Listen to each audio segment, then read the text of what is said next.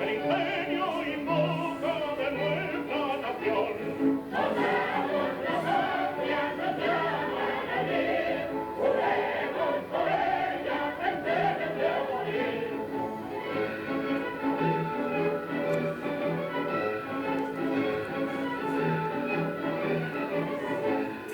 ¡Viva la República! ¡Viva!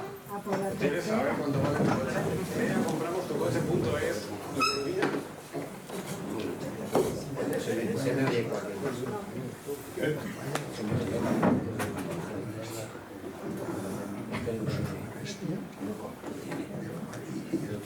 Bueno, sí.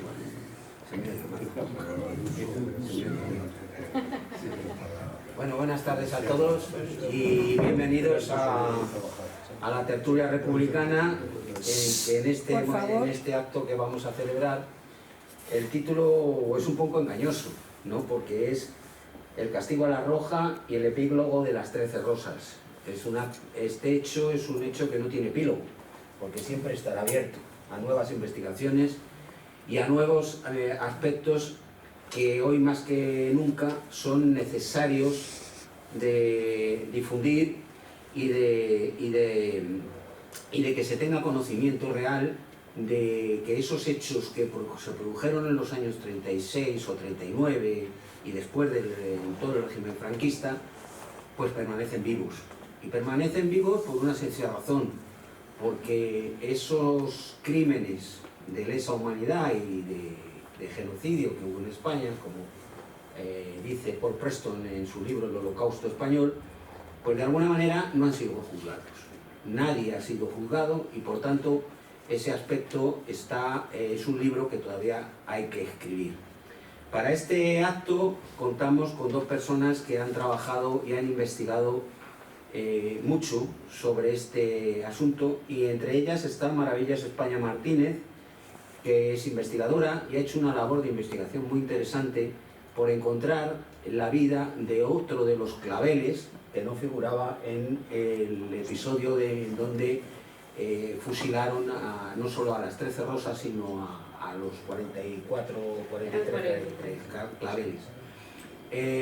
Y además viene acompañada por una persona que es quizá la referencia que tengamos en España sobre la represión en general y en particular también de las mujeres, que es Mirta Núñez Díaz Balar, que no hace falta presentación. Es una mujer que ha estado en la universidad, que ha escrito muchos libros. Sobre todo este libro que tiene aquí es uno de los más interesantes que hay. Yo diría que más que libro es una enciclopedia sobre el tema de los fusilamientos, y que lógicamente ilustra de una manera bastante interesante todo el abanico de posibilidades que ha habido ahí. Por otro lado, quiero dejar una cuestión, que es que todos estos hechos que se produjeron, hay un personaje que lo hemos hablado Mirta y yo ahora, que es Felipe Acedo Colunga, que fue el fiscal general de Franco durante la guerra, y que fue el que dio las instrucciones para juzgar a las personas que eran republicanos. Y él distinguía dos cosas. En su informe, que está publicado en un libro que se llama Castigar a los Rojos, que lo encontró en Sevilla Guillermo Portela, había que juzgar a los sublevados, que eran los republicanos, había que juzgarlos según los principios de la Santa Inquisición. Y además había que juzgar al reo según su apariencia. Esa era la justicia en la que se desarrollaron los primeros momentos del golpe de Estado que se dio en el 36. Y yo ya sin más doy la palabra a Maravillas o a Mirta, como ellos se quieran repartir, para que nos ilustren sobre el tema que va a ser desarrollado. Muchas gracias por vuestra presencia. Muchas gracias. A ver, yo primeramente quiero dar las gracias a todos los que habéis venido esta tarde a escuchar. El estar aquí con Mirta para mí es un placer. Este libro es necesario. Si queremos entender lo que fue la represión en Madrid, este libro es necesario, igual que el libro de Caídas, para entender la represión femenina. O sea que Mirta es el referente, por lo tanto, que puedo decir. Y bueno, yo quiero empezar esta foto que tienen ustedes aquí, la foto de José Martín Yuste. Esta foto de cuando era prácticamente adolescente.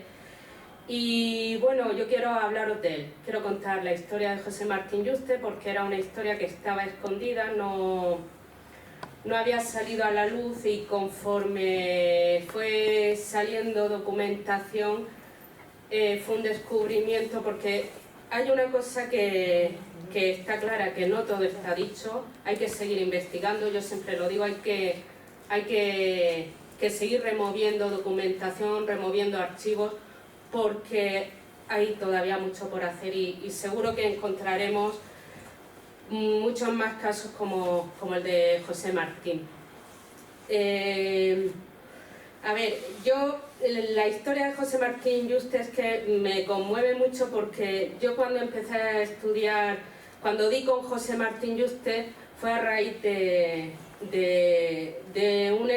encontrar un documento, porque mi abuelo fue miembro del comité provincial del PC en Murcia, y en un documento fue represaliado también, fue víctima de la represión franquista. Encontré un documento en el que aparecía en una relación con una serie de nombres, y entre esos nombres aparecía Federico Bascuñana. Federico Bascuñana fue miembro del Comité Nacional del PC, y yo dije, voy a investigar a ver por qué mi abuelo aparece en esta relación de nombres. Y cuando inicié la búsqueda de Federico Bascuñana me llevó a la causa 30.426. La causa 30.426 es la conocida como la causa de las 13 rosas. Federico Bascuñana fue uno de los ejecutados ese 5 de agosto. Claro, la causa 30.426 se ha hablado mucho de ella, hay películas, hay cantidad de publicaciones, pero yo creo que fue una causa que se estudió y se quedó ahí un poco como aparcada, porque yo cuando inicié la labor de investigación de esa causa me encontré que aparecía un nombre que se repetía muchísimo: José Martín Yuste el 9. José Martín Yuste el 9.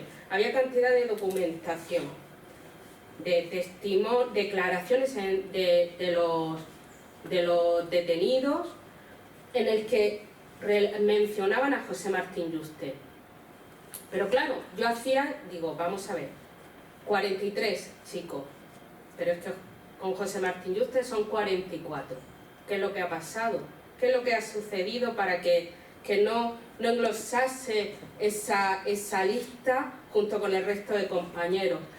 Yo lo que tengo aquí, porque claro, es muy fácil hablar sin tener documentación que acredite lo que yo estoy diciendo. En la causa 30.426, conforme ellos y ellas son detenidas, se les presta declaración o bien en las dependencias de la Dirección General de Seguridad, o bien con anterioridad en la comisaría donde fueron llevados en primer momento. Aquí tenemos la declaración de Joaquín Álvaro Blanco, marxista, que fue uno de los integrantes es uno de los integrantes de los 43 claveles, fusilado el día 5 de agosto. En esta declaración hay que tener en cuenta cómo fueron tomadas estas declaraciones, ¿vale? Aquí vemos que, aparte de relatar todo lo que él su cargo dentro de ese intento de crear la Juventud Socialista en la clandestinidad, el cargo que él iba a pasar a desempeñar. Y entonces aquí encontramos que en esta parte aquí, es que no se ve muy bien, ¿vale? Está aquí, José Martín Yuste, ¿vale? 9, era apodado 9, en la que él sitúa ya a José Martín Yuste dentro de la organización en la clandestinidad, dentro de esa organización que se estaba creando en la clandestinidad. Aquí él le adjudica el cargo de ser, junto con Sinesio Cavada Pionero, otro integrante de la JSU en la clandestinidad, de estar al cargo de la recogida de armas. Esta es una declaración que se encuentra en esa... Aquí tenemos también la declaración de José Penabrea. Yo creo que esta es la más interesante.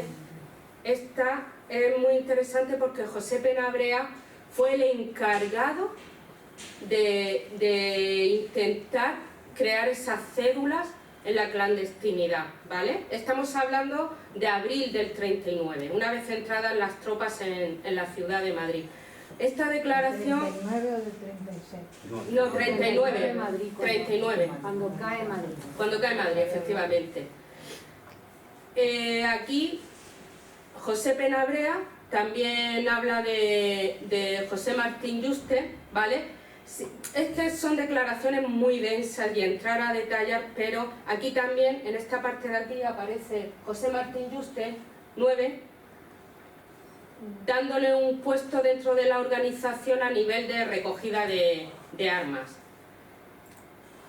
Luego tenemos la declaración de Severino Preciado, que también es una parte importante en ese comité provincial. También sitúa a José Martín Yuste. Es que esta no se ve mucho, o sea que esta no va... Pero bueno, aquí todas las declaraciones nos sitúan a José Martín Yuste como miembro del comité provincial.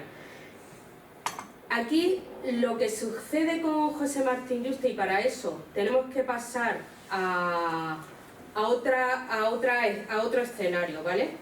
José Martín Yuste es un muchacho que tuvo una carrera dentro de lo que es el tiempo de guerra. Perteneció al batallón Unidos Hermanos Proletarios. En agosto del 36, nada más estallar la guerra, él se alista a ese batallón. Entre febrero y marzo del 37 pasa a formar parte de la 11ª Brigada Internacional en el batallón Telma.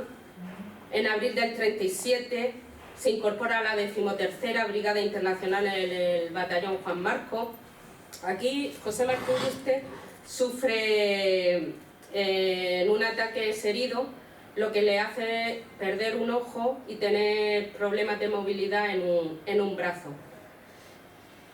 Aquí obtiene él la graduación de teniente. O sea, estamos hablando que José Martín Yuste tuvo la graduación de teniente, pero es que en septiembre del 37 obtiene la graduación de capitán. Y luego ya en mayo del 38, a raíz de las heridas que había sufrido, se incorpora a la 41 División. O sea que él tuvo una carrera militar en lo que es en el periodo de la Guerra Civil bastante importante. Todos estos datos, quiero dar las gracias no se encuentra hoy aquí, a Juan Julián Elola Ramón, que ha sido el que elaboró la parte del expediente militar de José Martín Yuste. ¿Qué es lo que sucede con José Martín? José Martín, el día 5 de marzo, cuando estalla el golpe de Casado, él cae preso, es detenido y lo llevan a un campo de concentración en Ciudad Real. Estamos hablando de marzo del 39, es muy importante, yo voy a hacer incidencia en las fechas, ¿vale? Marzo del 39, José Martín Yuste se ingresa en el campo de concentración de Ciudad Real. ¿Qué pasa? Que cuando José Martín Yuste ingresa en ese campo de concentración, pasa la ronda de depuración muy rápido, porque a él le quitan todo lo que es del uniforme, le quitan cualquier tipo de insignia que acreditase que él era capitán. Entonces la ronda de depuración la pasa muy rápido, lo que le permite volver a Madrid en abril del 39. La pista de José Martín Yuste es como que se pierde en la causa de las 13 rosas, porque nos muestra un José Martín Yuste como miembro de una célula, pero no sabemos realmente cómo llega a integrarse en esa célula. Él cuando regresa a Madrid,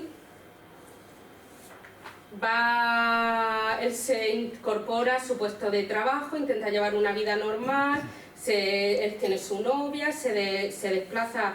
Él vivía en Chueca, en la calle Valverde, pero se desplaza a Cuatro Caminos a visitar a su novia, y es en ese momento cuando entre el 8 y 9 de abril ya situamos a José Martín Yuste en Madrid. El día 12 de mayo, en una de las visitas que va a hacer a su novia, es identificado por un antiguo compañero que tuvo en la 41 División, y acto seguido, ese mismo 12 de mayo, José Martín Yuste es detenido, porque este compañero interpone una denuncia contra él alegando unos hechos en los que situaba a José Martín como haber participado en un asesinato. Acto seguido, José Martín Yuste entra en prisión. Aquí tenemos el expediente, ¿vale?, que se le abre a José Martín Yuste por la denuncia que interpone un antiguo compañero. Importante, 12 de mayo del 39, ¿vale? Aquí tenemos el expediente. Esta parte también es muy interesante que tengáis en cuenta, que aparece aquí la palabra las comendadoras, ¿vale? Se me va, ¿vale? Ya sabéis que existe lo que fue Por aquí. la cárcel de las comendadoras, que entonces pues era un convento. ¿Vale? No. Ya no hay profesas. Aquí tenemos el expediente que se le abre, el sumario 15.019, ¿vale?, donde está la declaración de José Martín Yuste una vez detenido y la declaración del denunciante que interpone esa denuncia contra él, ¿vale? Acto seguido le abren le toman otra vez declaración, se ratifica en todo lo que él dice y es trasladado a la prisión de Conde de Toreno. José Martín Yuste, de dependencias policiales, aquí está la declaración de José Martín Yuste, ¿vale?, donde él sí que explica toda esa etapa militar que él tiene, pero niega los hechos de lo que le acusan. Rápidamente se hace mandamiento de ingreso para que ingrese en prisión en la cárcel de Toreno. Claro, aquí tenemos una franja de días entre el 8 y el 9 de abril que él regresa y el 12 de mayo que él es detenido. ¿Qué sucede en ese tiempo, en ese intervalo que hay entre el 8, 9 de abril y 12 de mayo? Según parece, José Martín Yuste entra en contacto con compañeros de la JSU y empieza a integrarse en esas células que estaban creando, pero es que realmente no había tiempo material. O sea, es que estamos hablando de que no llega un mes y ya había sido detenido. Entonces el papel que pudo tener José Martín Yuste dentro de esa célula que se estaba creando, asignándole ya un puesto de encargado del Radio Norte, teniendo en cuenta que no era sencillo. O sea, en esa época estamos hablando de un Madrid que se estaba denunciando mucho, se estaba denunciando continuamente, estaban cayendo las células que se estaban creando estaban cayendo. Nos cuesta creer un poquito que una persona con heridas de guerra tan visibles, ostentase un cargo tan importante como secretario de organización del Radio Norte, y menos teniendo en cuenta que no había pasado ni un mes. Si te parece, voy a intervenir un poquito. Claro, estamos en las mecánicas de destrucción del enemigo. Entonces, claro, las denuncias, claro, todo se basaba en esas denuncias infames que se inventaban y que bueno, cualquier vínculo con la realidad podía ser muy lejano, Totalmente.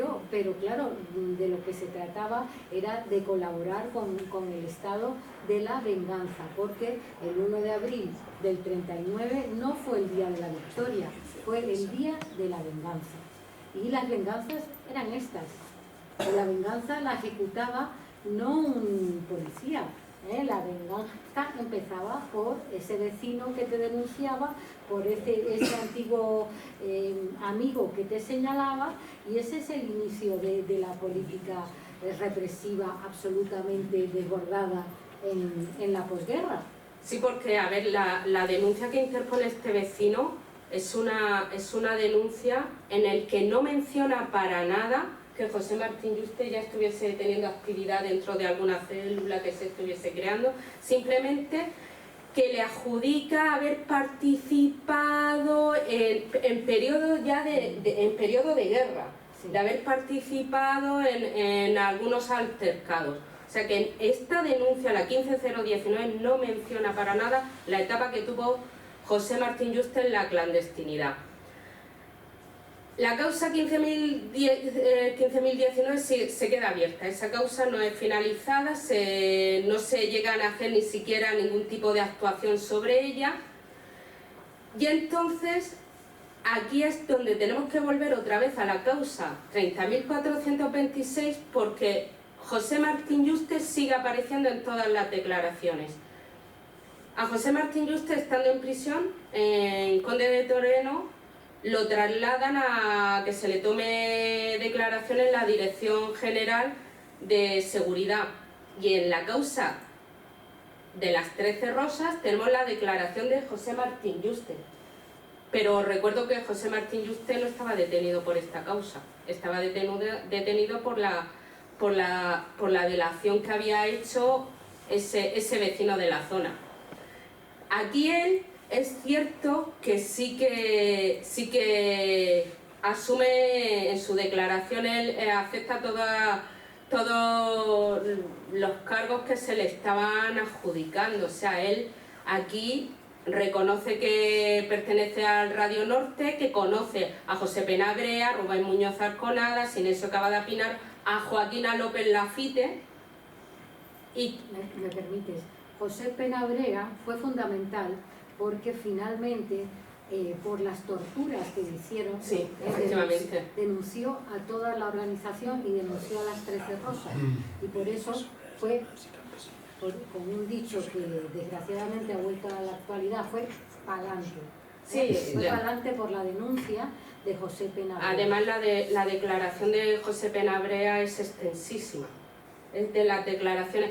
Aquí hay una cosa, que en la causa 30.426 las declaraciones de ellas son súper escuetas. O sea, la declaración de Blanca Brisac es súper escueta, la declaración de Joaquina López Lafite súper escueta. Todas ellas 13 Rosas.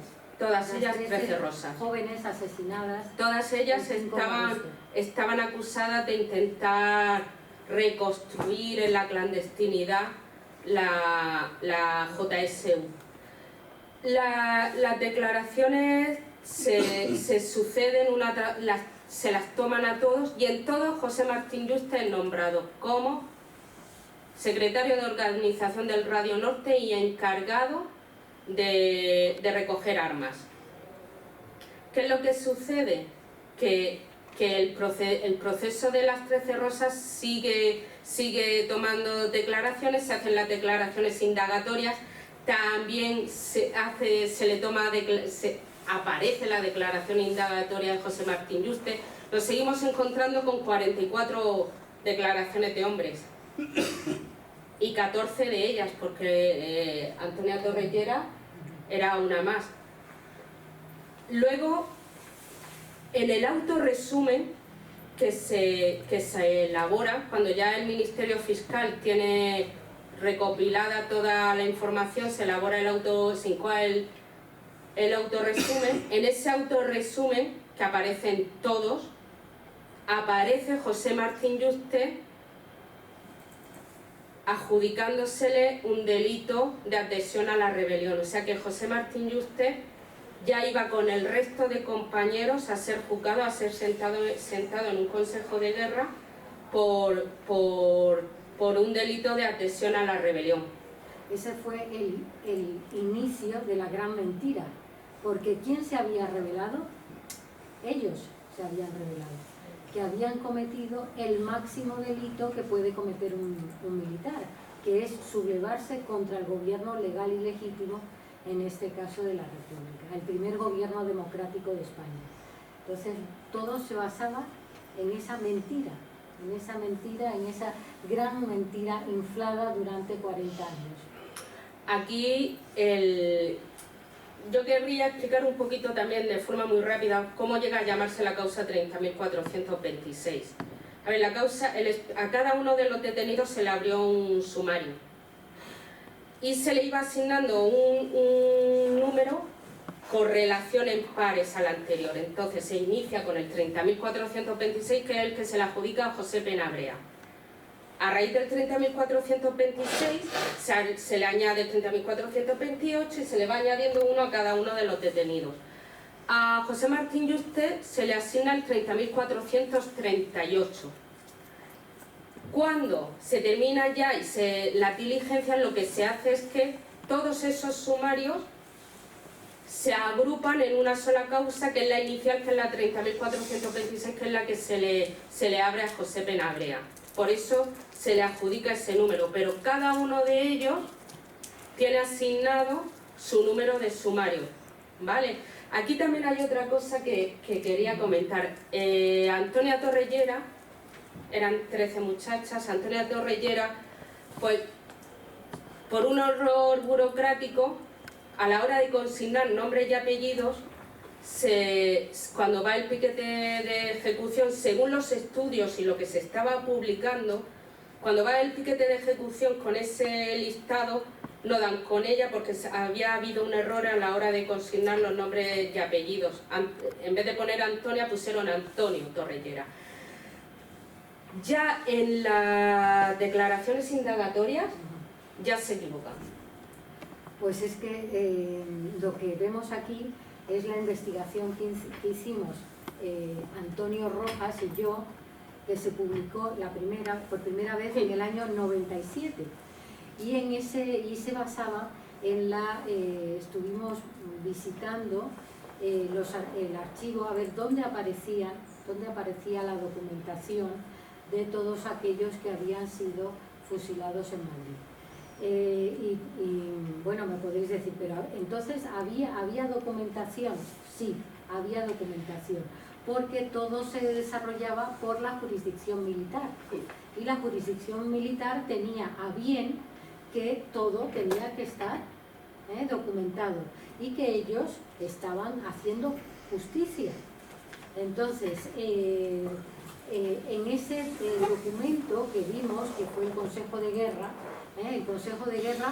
que para cada uno de los participantes eran incorporados al Consejo de Guerra, y se aplicaba la jurisdicción militar a los civiles, hombres y mujeres, porque aunque se daban muchos golpes de pecho de su misericordia infinita, sin embargo se llevaban por delante a gente muy joven, a mujeres por supuesto, aunque había más hombres que mujeres, porque recordemos, entonces la mujer se acababa de incorporar a la vida pública.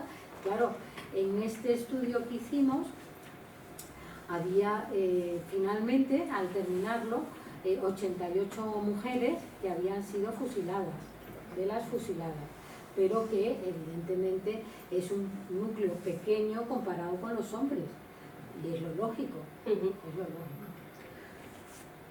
Ya una vez, como he mostrado en el autorresumen, a todos se les adjudica un delito de adhesión a la rebelión, y vamos a situarnos aquí en la cuestión de ese 3 de agosto. Este documento que vemos aquí, aunque no se ve bien, es un documento en el que se especifica Os lo voy a leer muy rápido. Habiéndose recibido un oficio de la prisión provincial dando cuenta de no hallarse en la misma del procesado José Martín Yuste, elévese el referido oficio al señor auditor y por el secretario del Consejo procédase a localizar a dicho procesado dando cuenta en el instante en que aparezca para su vista en Consejo de Guerra, celebrando ese consejo respecto a los restantes procesados. ¿Qué es lo que...? Ahora, cuando termines, entiendo. ¿Qué es lo que sucede? Hemos visto en esa página principal de la causa 15.019 que aparece por debajo la palabra las comendadoras. Como he dicho, José Martín Yuste se encontraba en Conde de Toreno, preso, pero fue trasladado a la cárcel de las comendadoras. Cuando van a buscarlo para ser sentado ante ese Consejo de Guerra que se crea ese 3 de agosto en el Palacio de las Salesas junto con el resto de los compañeros, no localizan a José Martín Yuste. Este oficio es el que dice que no dan con él. Por lo tanto, José Martín Yuste no es sentado ante ese Consejo de Guerra que, como bien sabemos, termina con el fusilamiento del resto de compañeros el 5 de agosto. Un momento para mencionar que Madrid se pobló de cárceles y de cárceles habilitadas. Es decir, había tantos y tantos presos, políticos por supuesto, pero que ellos llamaban delincuentes, todos esos presos no cabían en las cárceles y los llevaban continuamente más y más y más. Entonces, ¿qué hicieron? Habilitar conventos, habilitar centros oficiales, colegios religiosos, etcétera, etcétera. Entonces, ¿qué, por ejemplo, en Madrid se habilitan 16 cárceles, año 39, 40, 41. Fueron los años terribles. 39, 40, 41. En cada barrio había una, Claro, una o dos, joyerías. increíbles. ¿Y en qué condiciones estaban? ¿Y en qué condiciones? Sin medidas higiénicas, mal alimentados, en fin, lo inimaginable, lo inimaginable. Bueno, pues esto nos da la medida de qué es que ocurría. Bueno, pues que como no cabían los presos en las cárceles, los trasladaban de un lado a otro también para evitar complots, es decir, como una medida preventiva de que los presos se pudiesen organizar. Y en toda España ocurría lo mismo, es decir, en toda la España de la Victoria ocurría lo mismo. Es increíble. Tú dices, bueno, ¿y cómo es posible que cambiasen tanto a los presos? Bueno, es que también eran medidas policiales, eran medidas para evitar que se organizase un complot y también, bueno, pues, en fin, una manera más de crear, de intentar, bueno, llevarlo de alguna manera, ¿no? Sí, a ver, yo en este punto quiero hacer un comentario porque, como bien está diciendo Mirta, yo quiero dejar una cosa clara. Lo dejaron todo por escrito. Todo. Y solo hay que ver las fichas de los reclusos. Todo por escrito, pero hay que reinterpretarlo. Sí, pero lo dejaron todo muy... Porque las fichas de la población reclusa, todo ese tema que está comentando Mirta, de esos traslados que hacían de una a otra, es asombroso ver cómo ese movimiento que había de presos, pero no solo dentro de lo que es a nivel de ciudad, sino a nivel de provincia y a nivel del territorio español. España fue una gran cárcel. Eso es evidente. España fue una gran cárcel y había un trasiego de presos de una cárcel a otra que era asombroso. Y todo eso está reflejado en las fichas penitenciarias. Todo eso, porque se iba anotando las entradas y las salidas. El caso de José Martín Yuste fue uno de esos casos, que fue trasladado, pero en ese en ese guirigay que se montaba, pues no constaba ese traslado. Entonces no pudieron dar con él. Inicialmente. Efectivamente, inicialmente, Luego pero sí, porque lo que hacen es que en el acto, no tardaron mucho, se eleva otro oficio en el que se indica que tiene que ser localizado. Aquí, este no es el oficio que yo quería mostrar. Este es otro. Ellos, en el momento que detectan que José Martín Yuste no está localizado, piden que sea localizado y que sea juzgado por la causa 30.438, que ya hemos visto que la causa 30.438 es la causa que forma parte de la 30.426. Y efectivamente, al final, José Martín Yuste es localizado en la prisión. Lo tengo yo aquí. Vamos a poner un ejemplo paralelo. Por ejemplo, Miguel Hernández. Miguel Hernández es localizado cuando quiere salir por la frontera de Portugal, le aprisionan allí y ya está todo el tiempo de una cárcel para otra. Entonces, de esa cárcel pasa luego a Madrid. En Madrid pasa luego a Dueñas, a la prisión de Dueñas, que es un convento en Palencia.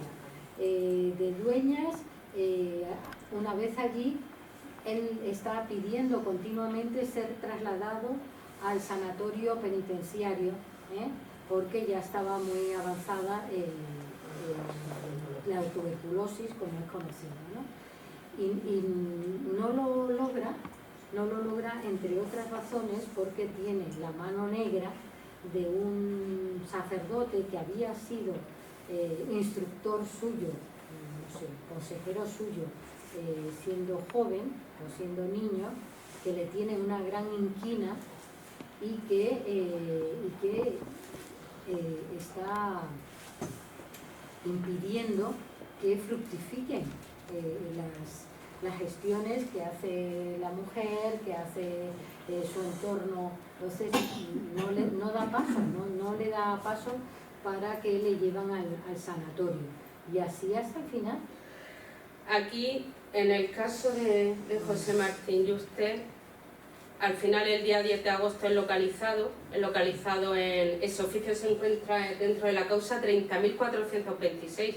Es que la causa 30.426 aglutina cantidad de documentación de José Martín Yuste. Muchísima, muchísima. Este es oficio en el que dan con él en la cárcel de comendadores, y entonces lo que se hace es, como por la causa... en ese oficio lo que viene a decir es que como no había sido objeto de calificación ni de fallo, pasa a ser calificado el día 13 de enero de 1940. O sea, sigue ese proceso sobre ese sumario 30.438 para que sea calificado y llevado a juicio. Es más, ellos en ese oficio, que es incorporado en la causa 30.426, especifican sumario 30.438 correlativo al 30.426. Y simplemente tuvieron que el mismo Consejo de Guerra Permanente que se creó para juzgar el juicio de las 13 rosas fue el que al final lo juzga a él. Pero no tiene, aquí se le toma declaración, aquí tenemos el sumario 30.438, se le toma declaración. Mira, pon el anterior para que vean lo de la condena a muerte. Sí, Es sí. decir, sorteaban penas de muerte, pero vamos con una ligereza. Es que aquí no tuvieron que calentarse. Ellos lo único que querían era localizarlo. En el momento que lo tienen localizado, simplemente tienen que hacer una serie de actuaciones y aquí, por las que es juzgado igual que el resto de compañeros. Lo de agravantes de perversidad. Ah, bueno, sí, eso es que era el añadido ese tan maravilloso que siempre ponían. Aquí tenemos la calificación penal que le hacen a José Martín Yuste, por el que le acusan de un delito de adhesión a la rebelión y, como bien dice Mirta, previsto y penado en el párrafo segundo del artículo 238, concurriendo las circunstancias agravantes de perversidad y trascendencia del artículo 173 del mismo cuerpo legal. Se trataba de llevarse por delante a todos los que no habían apoyado el golpe de Estado por acción u omisión. Entonces, claro, la ligereza con la que condenan a muerte es impresionante, y la cantidad de gente a la que condenan a muerte. Ahora voy a coger un poquito la palabra. Este estudio, que lo hicimos en el cementerio de la Almudena de Madrid, ahí nosotros estábamos buscando no solo a las 13 Rosas, sino la entidad de la represión en Madrid, capital, de la cual teníamos una noticia, pero nosotros lo que queríamos era documentar científicamente, históricamente, el número de personas que habían sido fusiladas en Madrid, que de hecho, os diré el número al que llegamos nosotros, y que fue novedoso, porque sí se sabía que en Madrid se había ejecutado mucho, pero no cuándo, no cuántos, quiénes eran hombres, quiénes eran mujeres, sus nombres, las fechas en que habían sido ejecutados. Entonces toda esa documentación fue nuestra aportación de Antonio Rojas y de mía para... Sí, además aparece vuestra anotación aparece del fusilamiento de José Martín Yuste. Al final, José Martín Yuste es trasladado a Porlier y fusilado en el cementerio, en las tapias del cementerio del Este, el 6 de junio de 1940.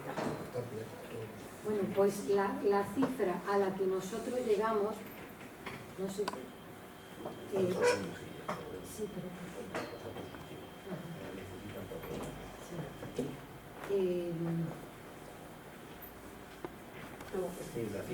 en la cifra. Nosotros, como os decía, queríamos documentar quiénes y cuándo habían sido fusilados, y dimos con 2.000, casi 3.000, 2.663, que era la cifra inicial, y luego al final de estas investigaciones ya ascienden a casi los 3.000, aquí está con nombre y apellido. Entonces, luego los organizamos por cuántos habían sido fusilados cada día, que también lo podíamos encontrar. Es decir, no sabíamos exactamente, no se sabía cuándo habían sido fusilados. Y esa fue una aportación importante para mucha gente que tenía su familia que había sido fusilada, y por lo tanto, bueno, pues evidentemente lo que hacían era buscar a su familiar, buscar qué día había sido fusilado, y imaginaros que hay días, bueno, el día más terrible es el día, es ahí en febrero del 39, 104 personas. ¿Os podéis imaginar un paredón de 104 personas fusiladas al mismo tiempo?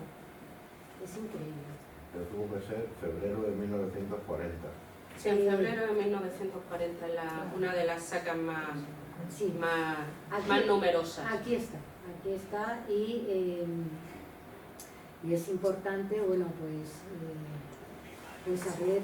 Y además la gráfica que se establece en el libro por años destaca sobremanera, sí. Claro, entonces ese fue el máximo por día, el de los 104 fusilados, pero claro, hay muchas oscilaciones, ¿no? De días de 4 a días de 102.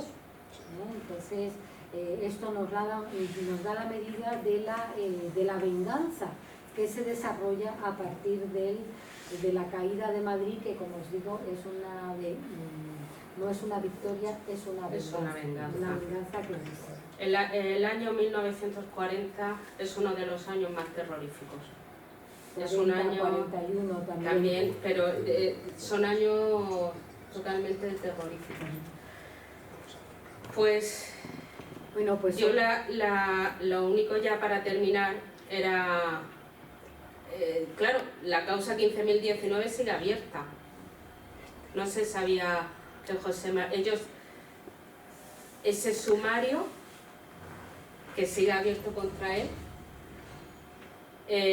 al final se comunica, le llega un oficio en el que se comunica que José Martín Yuste ha sido fusilado por la causa 30.438, correlativa al 30.426.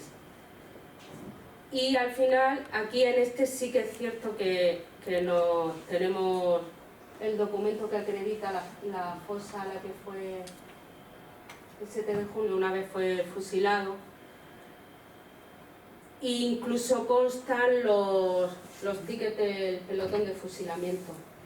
Bueno, esa fue la base también para encontrar el número de personas que habían sido fusiladas, porque claro, las personas que no han hecho ese trabajo dicen, pues tira del libro de defunciones, pero no estaban en el libro de defunciones. ¿Cómo encontrar, cómo documentar las personas que habían sido fusiladas y cuándo habían sido fusiladas? Bueno, pues en ese, como no estaban en el libro de defunciones, preguntamos a los trabajadores, bueno, de hace 30 años que fue el inicio de esta investigación, ¿cuál era el procedimiento para enterrar una persona? Porque no estaban en el libro de defunciones. Y nos comentaron que para enterrar a una persona había una pequeña cuartilla que era justamente el kit de la cuestión. En esa cuartilla constaban nombre y apellidos y la fecha en que habían sido fusilados. Con lo cual se podía documentar históricamente el hecho del fusilamiento y luego más adelante hicimos el trabajo de llevar todo el estudio por días, por meses, por años, hasta 1940, 44, aunque me estaba comentando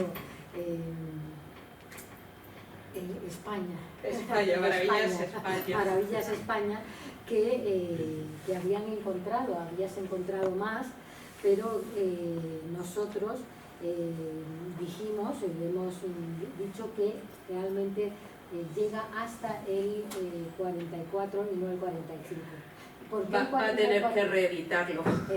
Porque todo lo que sea más conocimiento de lo ocurrido, pues estupendo.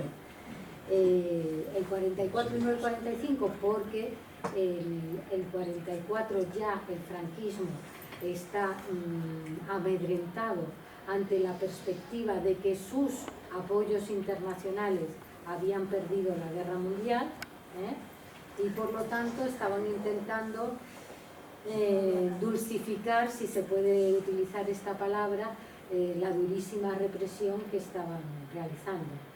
Pero luego sí es cierto que pueden aparecer más... Sí, se han encontrado a través de fichas de la población reclusa, que es por lo que yo he comentado lo del tema de que lo dejaron todo claramente, lo dejaron por escrito. He encontrado una serie de fichas en las que aparecen ejecutados en el año 44, en el 45, en el 46, incluso en el 51. Pero ya muy pocos. Sí, hombre, en lo que es el volumen de fusilamientos no es tan elevado como en el 40, 41, 42, que eso fue una brutalidad, pero que sí que se siguió fusilando, y se siguió fusilando mucho. En Madrid se siguió fusilando en el 44, y en el 45, y en el 46, y en el 51. No tan de forma tan brutal, pero se seguía.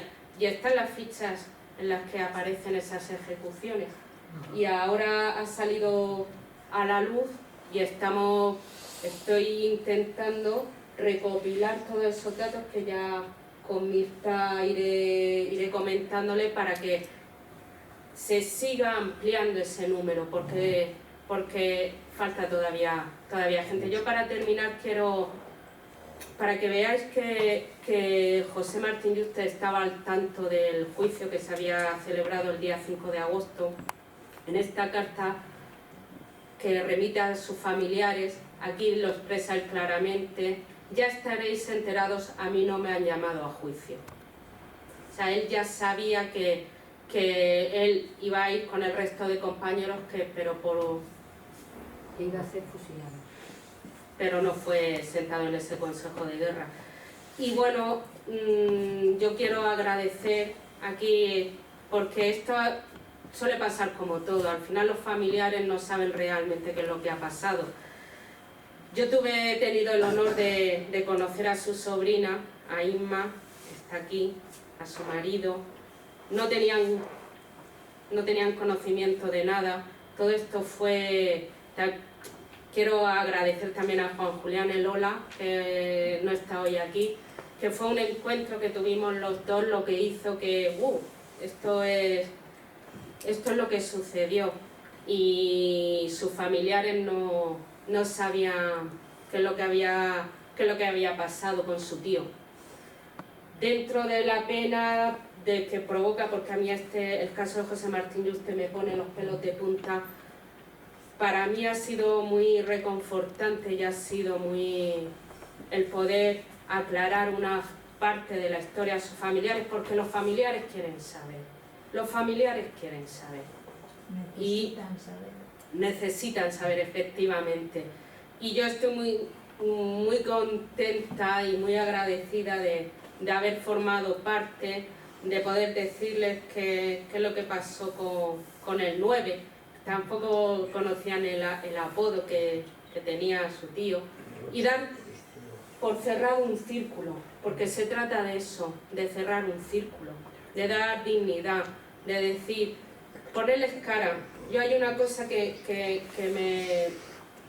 me gusta y creo que es necesaria: ponerles cara, ponerle una edad, ponerle una profesión, ponerle un domicilio, saber a qué se dedicaban. José Martín Yuste era mecánico, tenía 22 años cuando fue fusilado, y eso hay que decirlo, y tiene que salir. Esta carta es una carta que le escribió la noche que estaba ya en Porlier, dirigida a su familia, y es que a mí se me... En esa carta sí teníais noticias, sí. Y muestra a un José Martín Yuste. Sobre todo a mí hay una parte que me gusta: no se arrepiente de nada, y es rebelde. Pues para nosotros, para Antonio Rojas y para mí, que éramos compañeros de facultad, también nos ha dado muchas satisfacciones, porque mucha gente se ha acercado para agradecer eso. Mira, gracias a vuestro libro pudimos conocer la suerte de mi padre, mi abuelo, mi tía, y eso da muchas satisfacciones, a pesar de que es un tema terrible, ¿no? Es un tema muy triste. También incorpora pues menciones a las despedidas que hacen los presos, despedidas que están en cartas en muchos casos, y que es muy importante saber quién no quiere saber, quién quiere que siga oculto, y que detrás de eso tiene intereses políticos, es decir, el que no quieran ni que se investigue, ni que se sepa, es un motivo político. Así que ya sabéis que hay que luchar para que se sepa la verdad. Un Ni motivo más ni político de la derecha. menos. De la derecha, claramente. Hay que ir, y sobre todo ir a las fuentes oficiales. Yo lo primero que hice cuando se reeditó ese libro fue comprarlo. Y cuando me enteré que hacían la presentación, que Mirta no pudo acudir a una que fue su compañero Antonio, cogí el coche de Murcia y me planté en Madrid, iba a Inma, y porque yo sabía que ese libro es una clave, ese libro es necesario. Y fui directa y me presenté a Antonio Rojas y le dije, tengo esto. Y ahí surgió una publicación en Mundo Obrero, con toda la documentación que acredita, un artículo exacto, en Mundo Obrero, explicando lo que os he comentado esta tarde. Pero todo surgió a raíz de ese libro, no me lo pensé. Pues gracias. Gracias, porque realmente ya os digo que nos ha dado muchas satisfacciones porque ha ayudado mucho. Sí, hombre. Mirta, y hace tiempo yo recuerdo en el cementerio de la Almudena cuando nos reuníamos con las fotografías de los familiares. Se sigue con un haciendo, clavel Sí, se y tal, sigue haciendo. ya, pero hace mucho tiempo hubo un momento en que ya no solo había nombres y apellidos, sino que decían XXX. Yo te recuerdo a ti diciendo los XXX tienen nombres y apellidos. Claro que tiene nombre y apellido. Y además, sumamos la bibliografía lo más actualizada posible hasta ese momento, y mencionamos además que la mayoría eran fusilados, y un pequeño porcentaje de ellos fueron agarrotados, que sabéis que es la fórmula española de ejecución tradicional, que no habíamos encontrado esos partes de enterramiento, pero que un estudio a posteriori por parte de un equipo que se creó, nosotros no éramos un equipo, éramos dos. Además con lápiz, ¿no? Sí, bueno, Con lápiz. Una tarea ingente, de verdad. Bueno, pues no encontrábamos esos que habían sido agarrotados, y este equipo que se creó bajo la dirección de Fernando Hernández Holgado, encontró en la cárcel de Porlier, que es de donde salían los hombres de Porlier y las mujeres de Ventas. Entonces, de Porlier, ellos encontraron las fichas de los agarrotados, con lo cual, bueno, pues todo esto se ha ido ampliando gracias a también estudios posteriores, y suponemos que se puede ampliar aún más. Se puede ampliar aún más. Se puede ampliar, los números van a aumentar bastante. Fijaros, por ejemplo, el 19 de febrero de 1940 se ejecuta una familia entera. Los hermanos Benigno, Fernanda y Concepción Casado Malsipica, todos ellos ejecutados el 19 de febrero de 1940. Imaginaros, para llevarse estas tres personas de una misma familia a una ejecución. Y así, bueno, pues hasta 2.663 inicialmente, y luego hasta casi 3.000 más adelante. A ver, yo es que no la tengo en el ordenador. Se la he enseñado a Mirta lo que es la ficha de población reclusa, en la que ponían claramente el fusilado o el ejecutado, con la fecha. Todo eso está saliendo ahora a la luz. Y eso es lo que está mostrando y está dando datos del año 44, 45, 46. Perdona, ¿esas fichas de dónde? ¿Del ministerio? Del ministerio. Es que, a ver, yo admiro a Mirta. O sea, yo admiro a Mirta. Porque ese trabajo que se elaboró con los medios que tenían y con las dificultades que tenían, eso no tuvo que ser nada fácil. ¿Y que nos pusieron? O sea, es que ahí y ahora sí que es cierto que vamos a cruzar dedos para que no vaya la cosa para atrás. Sí que es cierto que ahora están facilitando, el AGA está facilitando que haya un acceso menos restringido a la documentación que tiene. Y entonces han creado un motor de búsqueda maravilloso en Pares, bueno, maravilloso, que falla muchísimo, pero que pone índice de población reclusa. Y entonces en ese índice te salen todas las fichas. Yo estaba buscando la ficha de José Martín Yuste y digo, joder, y no me buscaba datos, pero es que me metía en cantidad de nombres y se ve que por nombre y apellido no te muestra datos. Pero tú decías, no es posible. O sea, que no haya uno, que no te muestre uno, que no te muestre 10, pero que no te muestre 50 de los 50 que estoy poniendo. Digo, vale, ejecutado. Porque eso tienes que poner una palabra. Y por ejecutado empezaron a salir. Pero es que si pones Porlier, te empiezan a salir.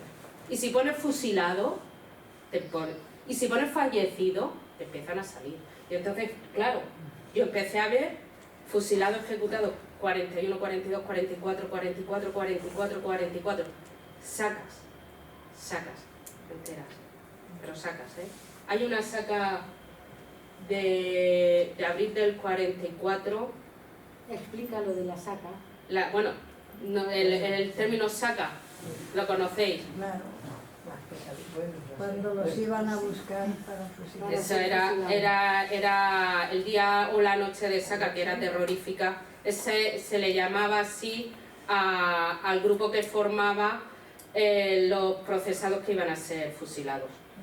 Esos fusilamientos se hacían sobre las 5 o 6 de la mañana y el día anterior eran trasladados a Porlier. En las fichas de la población reclusa aparece ese traslado a Porlier, por ejemplo. No está en ninguno de las sacas de las 13 rosas. Entonces, que ahí ya tendré que investigar por otro lado. Pero yo por eso quiero hacer hincapié en que no está todo hecho. Es más, queda mucho por hacer. Queda mucho por hacer. En Murcia lo tenemos todo más o menos controlado, porque en Murcia hubo mucha represión, pero sí que es cierto que el número de habitantes es bastante inferior a lo que es Madrid. Entonces en Murcia el trabajo de ese censo ha sido bastante más fácil de hacer. Madrid tiene mucho trabajo todavía por hacer. Y las dificultades que tuvimos. Entonces, que por eso que ahora, claro, yo admiro eso de decir, ¿cómo pudisteis sacar esa relación? a mano, Porque ahora es más fácil, porque ahora lo tenemos todo, aunque sí que Paseo Moret, tienes que ir a morir allí y tienes que coger, porque no hay nada digitalizado, pero ahora acceder a la documentación es bastante más sencillo, a ver lo que dura. Yo por eso estoy ahí. Esperemos que no pase nada, ¿no? Que no vayamos para atrás. Pero yo por si acaso me quiero dejar los deberes. De todas las maneras, y me permitís, que hayan tenido que pasar 85 años para saber algo de esto, es que tiene narices.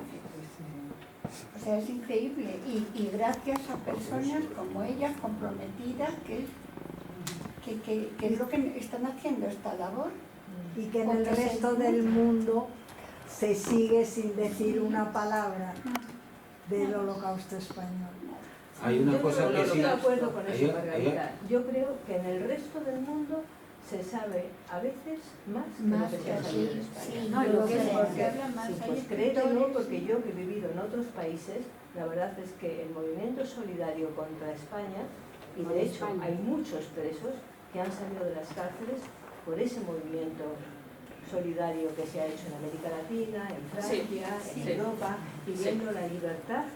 Concretamente, mi padre salió del penal de Burgos porque los presos, los ciegos del continente latinoamericano, le pidieron al Papa Juan XXIII la liberación de mi padre, porque era el único preso ciego político en las cárceles Pero españolas. te das cuenta que son casos... Pero se ha sabido, pero es que aquí había un silencio. Y esa denuncia que tú dices era lo normal. Sí, sí, sí. Lo normal. Era... Las veces que mi padre entró en la cárcel fue porque denunciaron. Y le Mi denunciaba abuelo, porque era una mellizo, persona que la habían se lo arrestado de llevaban cada palos rato. y ya el pobre no podía más y soltaba pensando en que iban a ser más benévolos con él. Al contrario, según mi padre decía, contra más dices, más se pegan, porque crees que saben mucho más para que ¿Quién sepan. es masón? Quien me precede en el escalafón. Eso se decía. Es decir, que las denuncias no solo eran políticas estrictamente, sino, bueno, de muy distintos signos. ¿Quién es masón? Quien me precede en el escalafón. A ver. Entonces se denunciaba se decía, no, es que es masón, o es comunista, o es anarquista. Cualquier cosa se inventaba. Claro. El caso era No, y aparte yo lo que fusilamiento. me está sorprendiendo mucho del tema de las fichas, la profesión. O sea, es que estamos hablando de panaderos, albañiles, La jornaleros, clase obrera. campesinos, sí. Y además las edades, porque en el caso del expediente de las 13 rosas se ha hablado mucho de ellas. Pero tampoco se sabe tanto. O sea, y más que hay que hablar, para que lo conozca todo el mundo. Pero también hay que hablar de ellos, porque a ellos era como una parte que se tenía ahí un poquito, y estamos hablando que ellos tampoco eran de edades muy avanzadas, estamos hablando que había de 19, 20, 21, 22, 23, eran también chavales muy jóvenes, y el tema de las profesiones. Bueno, y luego una clase media que apoyó a la República, una clase media. Y que esto, evidentemente, la derecha no lo quiere reconocer. Esto es curioso, ¿no? O sea, la clase media, los profesionales, nada. Estos, los maestros, los médicos, todo eso, claro. Sí, abogados. Apoyaron mucho a la República. Y con ello, bueno, pues claro, todo, por eso, ¿por qué no quieren que se sepa? ¿Por qué no quieren que se sepa? Esto hay que preguntárselo, ¿no? Hay una cuestión que has planteado que es muy interesante, y es un debate que se está produciendo ahora mismo con la famosa ley de memoria democrática, ¿no? Una de las carencias que tiene esa ley, dentro de otras muchas, es precisamente que no existe un registro de víctimas del Estado donde cualquier familiar, cualquier ciudadano pueda acudir a saber qué es lo que ha pasado con ese familiar. Mientras no estamos de acuerdo de que hay un registro de víctimas de ETA, y nos parece muy bien que tenga un registro de víctimas de ETA donde los familiares pueden acudir a ver lo que ha pasado, cómo ha pasado, etc. Sin embargo, en cuanto a las víctimas del franquismo, pues no ocurre eso, no existe ese registro. Lo que están comentando ellas es las dificultades que hay en los distintos archivos, en donde te vuelves muchas veces loco para encontrar documentación, porque todavía la documentación, aunque es cierto de que hay mucha que está centralizada y es asequible, etc., hay otra mucha documentación que está dispersa. Y son diversos archivos a los que tienes que ir a consultar, no a uno solo. Entonces, eso es una carencia que se está reivindicando dentro de las carencias que tiene la Ley de Memoria Democrática, como por ejemplo el hecho de los diplomas que se están dando, que me parece muy bien que se den unos diplomas a familiares de víctimas del franquismo, pero en ese documento no dice lo más importante. Si las sentencias son ilegítimas, si los tribunales son ilegítimos y las sentencias son nulas, los expedientes penales no deben de existir, tienen que desaparecer. No se puede ir al registro de delitos penales y ver que tú todavía, la persona está todavía ahí condenada y tal. Yo no digo que desaparezcan, yo digo que puede ser que para efectos históricos se mantengan y que, pero en una nota marginal, en ese registro, se diga claramente que esa sentencia es ilegítima y que es injusta y que ese tribunal era ilegítimo, porque es importantísimo determinar que eso fue así. No que te den un diploma, no, es nula la sentencia, no, diga, mire usted, que me parece muy bien, pero que lo acrediten en el registro. Y eso es fundamental. Y por eso yo creo que estas cuestiones todavía quedan muchas por hacer.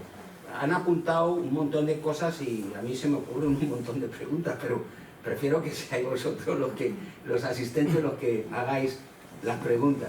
Sí, a ver, perdón, estaba... No, yo quería comentar que de todo esto que se está hablando de la documentación, curiosamente, de todos estos consejos de guerras y fusilamientos de los años 40, pues bueno, hay documentación, ¿no?, que va apareciendo y se han hecho muchos estudios.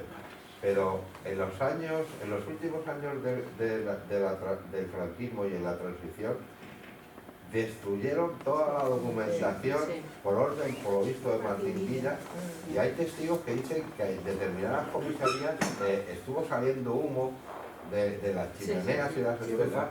Entonces, por ejemplo, hubo miles y miles de gente que estuvo encarcelada por sanciones administrativas, entre ellos yo. Y yo encontré, una vez en un acto de memoria, había un libro que ponía todas las víctimas del franquismo, todos los nombres. Pues yo lo busqué y yo no estaba allí. Porque todas las fichas las destruyeron. O sea que bueno, que procuran ocultar información y hasta fechas relativamente recientes. Vamos a ver, los trabajos que se han hecho son trabajos sectoriales que nos aproximan a las cifras, pero no se puede decir están todos y cada uno, no, porque siempre se ha dicho esto, que con Martín Villa se quemaron documentos fundamentales de la represión del franquismo. O sea, que se están haciendo estudios, sí, que se han hecho, sí, que se van a seguir haciendo también. Bueno, aquí tenemos a Pablo Mayoral, que es parte del expediente, muchas gracias por venir, y su compañera. Y bueno, fueron de los últimos, ¿no? Fuisteis de los últimos. Sí. Los últimos consejos de guerra que fusilaron a 5 compañeros en el 27. Exactamente, que ahora se ha conmemorado los 50 años, ¿no? Entonces, fijaros todavía, y estamos a 50 años de lo ocurrido. Pero que yo creo que una de las funciones que tenemos que cumplir es quitarle la careta a la derecha, que decirle, ¿por qué usted no quiere que esto se sepa? ¿Por qué usted no quiere que esto se investigue? Tienen intereses en eso, está clarísimo. Por eso hay que divulgar. Sí, que yo lo que quería decir es, las víctimas, que a veces decimos víctimas del franquismo y nos fijamos en los que han sido fusilados o los que están en las cunetas, pero también habéis nombrado a Miguel Hernández, es decir, las decenas de miles que estaban hacinados y murieron por una enfermedad que no habrían muerto si no estuviesen en la cárcel. Los fallecidos. Es decir, Ana Frank y su hermana o cualquiera del Holocausto está contabilizado, pero no fueron gaseados. Murieron de tifus, de tuberculosis, del cólera, de cosas de estas. Todo eso, al final, la cifra es muchísimo más alta que por heridas, como ellos decían, de guerra o de arma de fuego, ¿no? Heridas. A ver, yo creo que se va a ir sabiendo. Nosotros, un compañero de la Federación de Murcia, además un chico que es el encargado de de elaborar, uno de los encargados de elaborar el censo, está sumándole a ese listado de represaliados en Murcia, está encontrando los fallecidos y los está censando por fusilados, ejecutados, y ahora está censando los fallecidos, y es brutal. Pues brutal. Vinculado a lo que dices, si no te importa te tuteo. Sí, sí. Claro. Vinculado a lo que dices, yo por ejemplo tuve una alumna que estaba buscando a su abuelo y no lo encontraba por ninguna parte. Y dice, bueno, no lo tenéis vosotros, y nosotros sabemos que murió en Madrid. No sé, nosotros miramos entre los fusilados y no lo encontramos. Bueno, pues buscando, y ella se puso a la tarea, buscando resultó que este hombre había sido reventado a palos, porque fue así, reventado a palos, en un interrogatorio, y entonces, como no le podían, no lo podían poner así, evidentemente, pues lo llevaron para que se muriese en el hospital de Madrid, que es donde está el Reina Sofía, que fue el hospital de Madrid. Bueno, pues lo llevaron allí y ahí se murió. Y ese no está contabilizado. Y fue víctima de la tortura. Pues en las fichas, yo es que sigo con lo mío, en las fichas de población reclusa aparecen los fallecidos. Hacen las distinciones. Pero este no estaría. No lo sé. Este no estaría. No lo sé. Porque este no murió en el hospital. Este murió a causa de la paliza que le dieron. No, pero es que constan los traslados, los que son trasladados al hospital. Porque en esa ficha aparece cuando ingresa, en la prisión que ingresa, la fecha en la que ingresa y los traslados. Y por último aparece o la pena conmutada, prisión atenuada, fallecido, ejecutado, fusilado.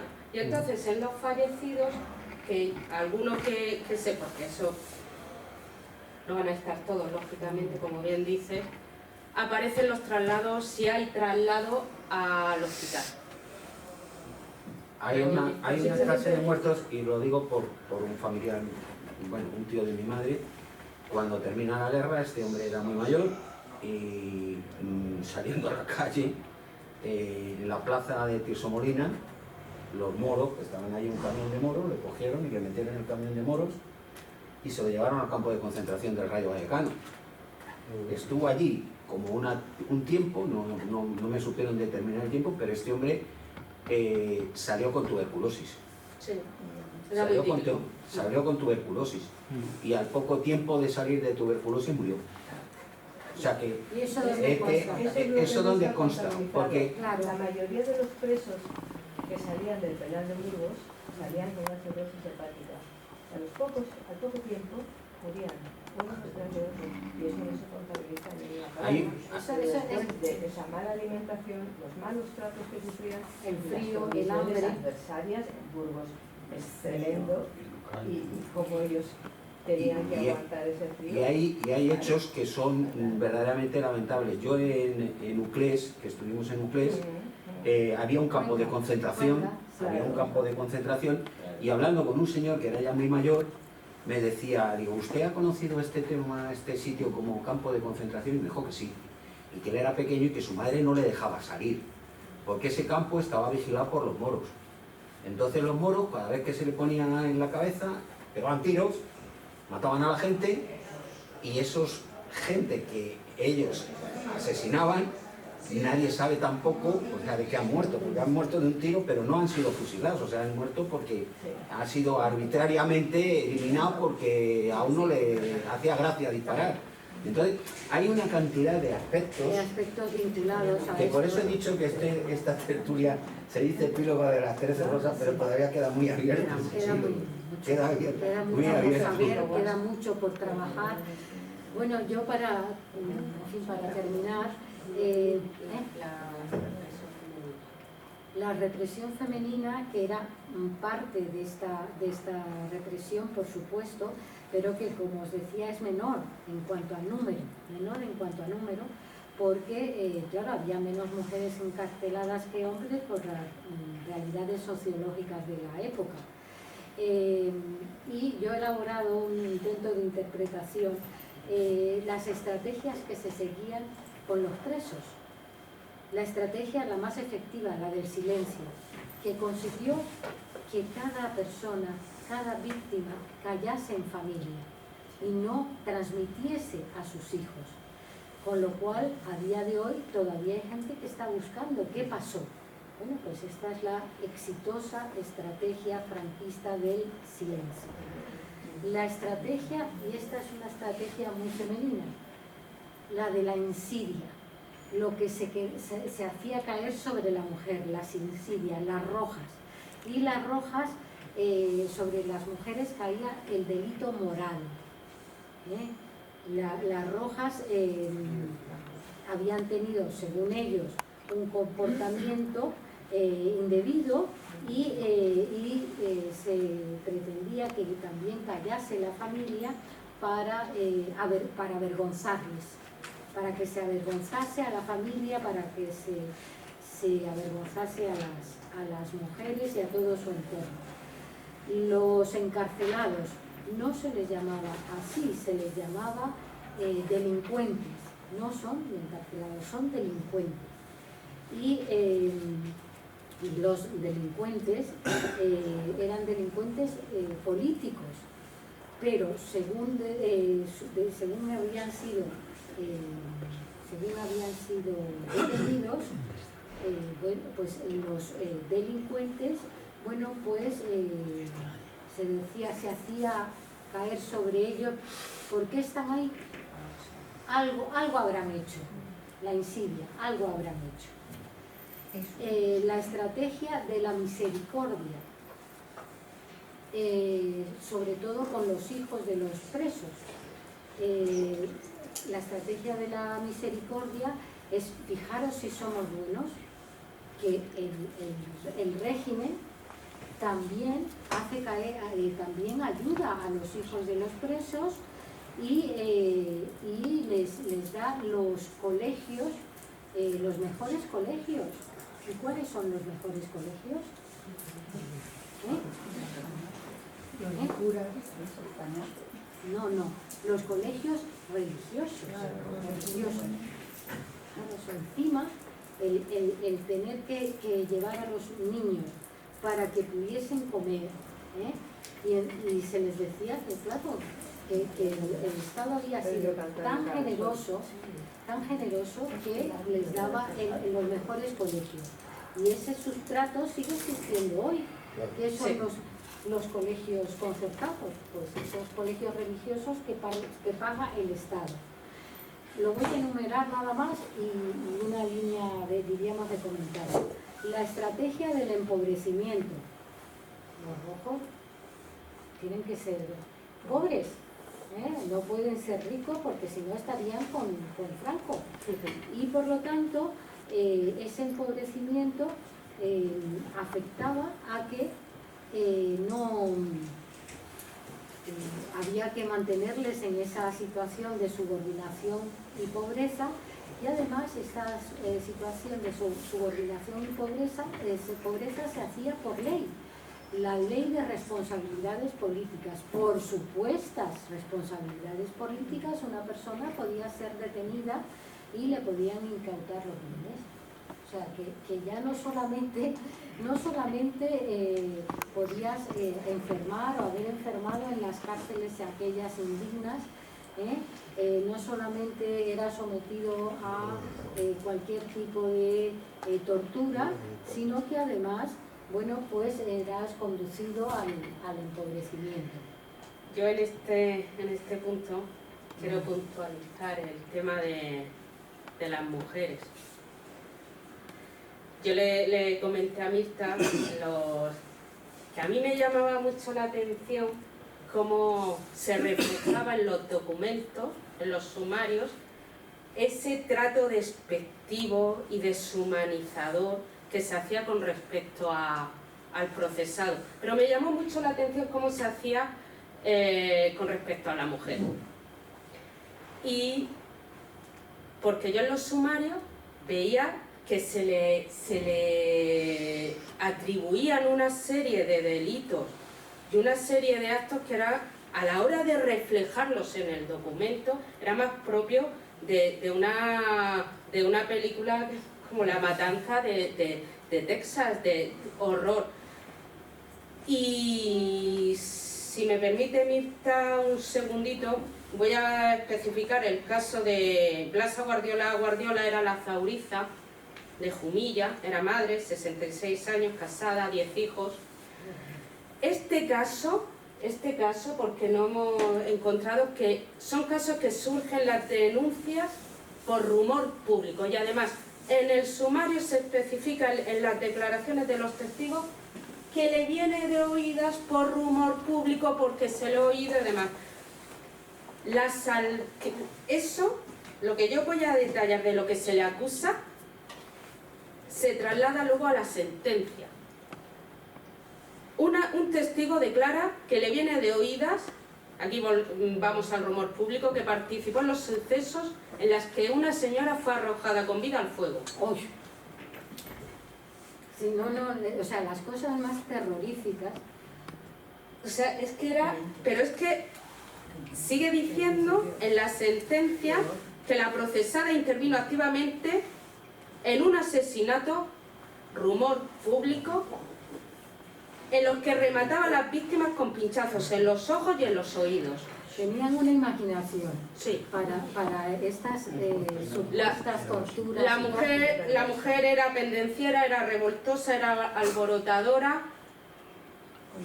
Tenemos el caso, es que no sé si... Bueno, hay uno, yo no quiero herir sensibilidades, pero este es un caso que además se lo encontró una compañera, Pilar, y nos quedamos otra compañera y yo, esta no es, alucinando, es que no sé si al final la he traído. Una procesada se le acusa de comer masa encefálica. O sea, canibalismo. Y eso, canibalismo, o sea... Es que qué imaginación tenían, más truculenta. Retorcerle los testículos. Si no quieres salir y dirigiéndose a él, no te preocupes, hombre, que te vamos a dar tu merecido. El clásico quema de iglesias. Mujer depravada, mujer enemiga. Hubo un ensañamiento con la mujer. Tremendo. Y la mujer fue muy importante, aunque su número fue menor, como os decía, porque la mujer es la que daba de comer a la familia. Si el hombre estaba encarcelado, la mujer es la que sostenía a esa familia. Imaginaros la importancia de esa mujer. Llevar a la cárcel. Y encima de sostener a la familia, hacía de enlace entre los presos y la familia, entre los presos y la organización. Yo a mí lo que me llamaba la atención es cómo esa perspectiva de género se aplicó. Porque en los sumarios que yo he consultado de hombres, no se utiliza este tipo de términos, no se utilizan, no entran a valorar el físico del preso. Aquí sí, aquí eres piojosa, desvergonzada, mujer de mala vida, y luego de muy malos antecedentes. Luego además también eran castigadas, por ejemplo, son rapadas. Rapadas en los pueblos para humillarlas, y se les hacía ingerir aceite de ricino con su conocido efecto laxante en público. ¿Para qué? Para humillarlas a ellos y a toda su familia, que te hemos visto en la plaza del pueblo en estas condiciones. Uy, de ahí no pasa. Imaginaros lo que era aquello. Bueno, pues para terminar, ¿quieres decir algo más? No, porque yo ya lo último que me queda por decir es que también era profanadoras de cadáveres, o sea, pero que lo relataban así, lo dejaban escrito así. Entonces, en estos casos, los casos que de Blasa que yo he mencionado fue ejecutada, fue asesinada, fue fusilada. Es que no se puede decir, se puede decir mucho, pero es que te pone la piel de gallina cuando se analiza un documento y encuentras esto, es que se te pone la piel de gallina. Yo creía haber traído esa imagen de ese que encontró esta compañera. Es que pone específicamente, pone nombre y apellidos, procesada. Se le acusa de comer masa encefálica. Es que estaba especificado, o sea, y te pones a leer esos sumarios y es que no das crédito. Que ponérsele el manto de la Virgen y desfilar con él.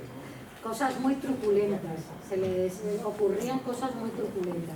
Y deciros que la investigación consta en este libro, que no hemos podido traer porque no tenemos esa capacidad y no está muy claro que pudiéramos venderlo aquí. Sí, podríamos poner, sí, pero no te creas que siempre se pueden vender los libros. Entonces, este libro, si tenéis interés, se puede pedir. Yo soy Mirta Núñez, el compañero, no es mi compañero, el compañero con el que hice este trabajo, Antonio Rojas, Consejo de Guerra, los fusilamientos en el Madrid de la posguerra, y la editorial se llama... Está en Renacimiento, lo tenéis. Esta es la reedición que se hizo el año pasado. En fin, muchas gracias. Muchas gracias a vosotros.